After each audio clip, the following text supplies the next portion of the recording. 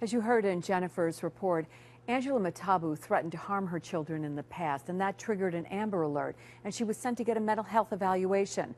Tori Wells is live outside the crime scene in East Greenbush right now with that part of the story. Tori?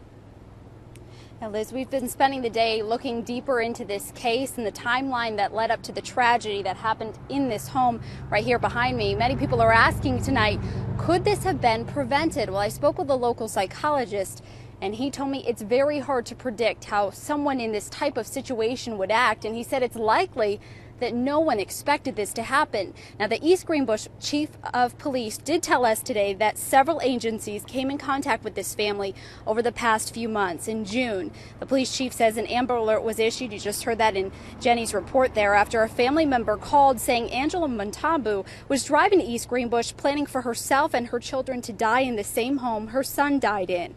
Now, the chief says that Pennsylvania police found the family and that Mtambu was taken into custody and evaluated by social services there. After 20 days, the chief says she was released and came back home. He says that's when social services in Rensselaer County met with Mtambu.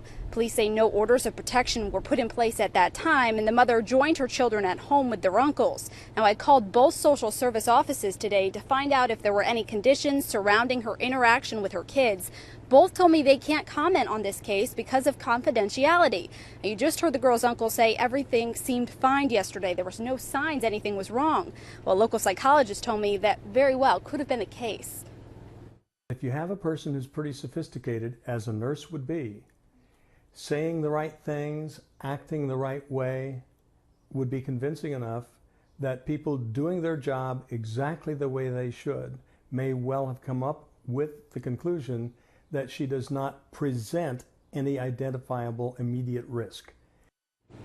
And police tell us that the mother here was a traveling nurse. That was her job. Tonight, police are looking into whether or not that job is why or how she got a hold of the gas that was used in this case. We will have much more on this coming up tonight at 6. But for now, we're live in East Greenbush. Tori Wells, CBS 6 News.